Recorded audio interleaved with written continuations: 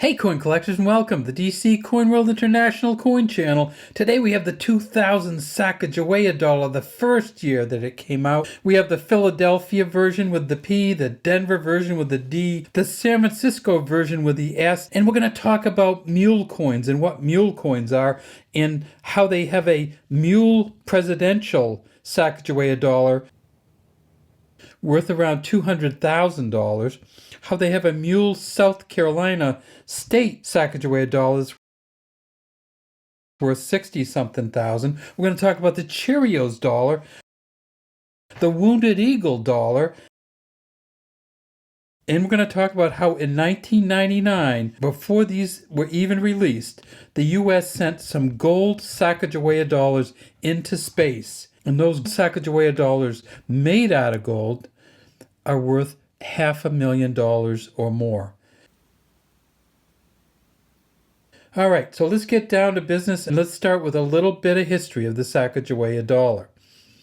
In 1999, they made the last of the Susan B. Anthony dollars. They had been hoping with Susan B. Anthony dollars that people would stop using the paper dollars and start using the coin dollars, and that didn't happen. So they made the Susan B. Anthony dollars in 1979, 1980, and 1981. And then in 1999, they came back with the last Susan B. Anthony dollar to try to get people ready for the Sacagawea dollar. Liberty at the top, and God We Trust behind Sacagawea. The year under her chin, 2000, mint mark there, the D. They had a smooth edge.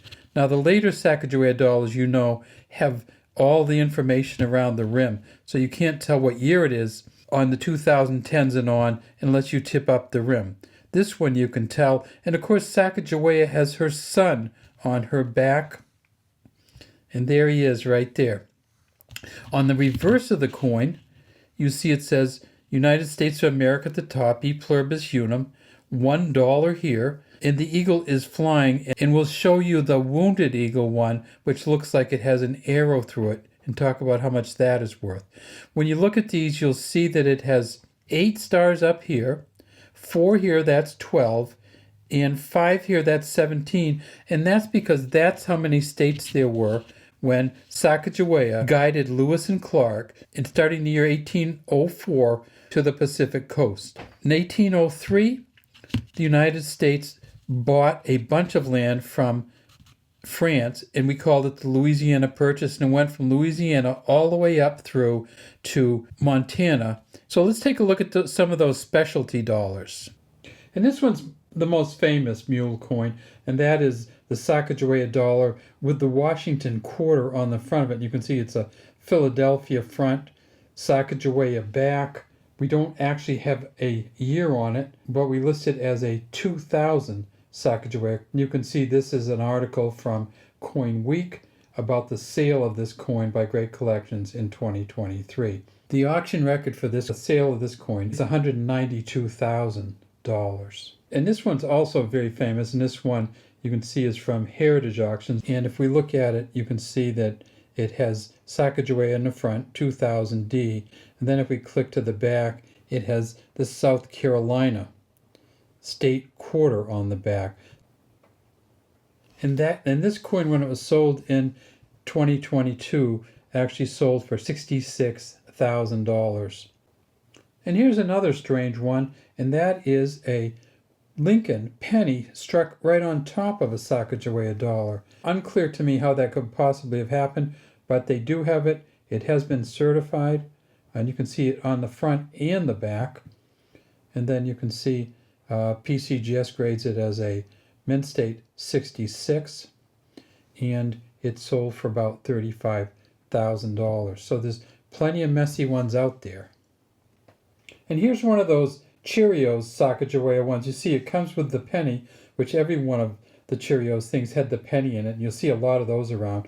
And it also comes with a Sacagawea dollar, and on the back of it there is a certification. And you almost never see these anymore because everybody gets them straight to PCGS or NGC or Annex to have them graded. Here's one of those Cheerios dollars removed from its wrapping, which sold at Heritage Auctions for $34,500. $500. And you can see it's a different polishing. It's almost like a different texture to it. And when PCGS does do it, they do take it out of the wrapper. So here's a wounded eagle, and you can very, very clearly see how this line goes through here and why it looks kind of arrow-like and like the eagle has been wounded. And this one again is a Heritage Auctions one, which sold for about $7,200 in 2023. And finally, here's the gold one. It is 92% gold, 3% silver, 5.33% copper. It was sent up into space on the shuttle Columbia to commemorate Eileen Collin as the first female U.S. astronaut commander on a space shuttle. They sent 39 of them up, actually melted down 27 of them and kept 12. And of those 12, they have sold 7, and they are worth between $500,000 and $600,000. Okay, so what if you don't have a specialty dollar? Are the regular ones worth anything? If you're looking at this one here, you'll see that it has a P on it. There is a Philadelphia regular strike that sold for $117,000, but that's a specialty one because of the way it was released. But if you get just a regular release one that isn't a specialty one, you can get up to about $4,500 for a Philadelphia. There are some Denver ones that are worth $10,000. Those are Mint State 69s, just incredible shape. And then they also made it at the San Francisco Mint, and you can tell just by looking at this one that this is a proof coin, and you can tell that this is a deep cameo proof. If you get one from the San Francisco Mint, they've sold for as much as $3,500, but right now you can get the best San Francisco Mint coin. They made 4 million of them at San Francisco. You can get the best of them, the highest graded coin possible, for about $45. So the San Francisco Mint ones, not hugely valuable. How many did they make at Denver and Philadelphia? Well, at Philadelphia, they made 767 million, and at Denver, they made 518 million. So 1.3 billion Sacagawea dollars came out in that first year, in the first year of release. And guess what? The Sacagawea dollars really didn't catch on either. They still make them today, but they only make them as specialty coins now. So you can get them in the mint sets, or you can get them in the proof sets, or you can get them in the silver proof sets. And sometimes you can buy them in the rolls or the bags. But we still don't use them much in regular commerce in the United States of America. All right, well, that's all we have today from DC Coin World International Coin Channel. We'd love to have you subscribe to our channel and put any comments you have in the comment section.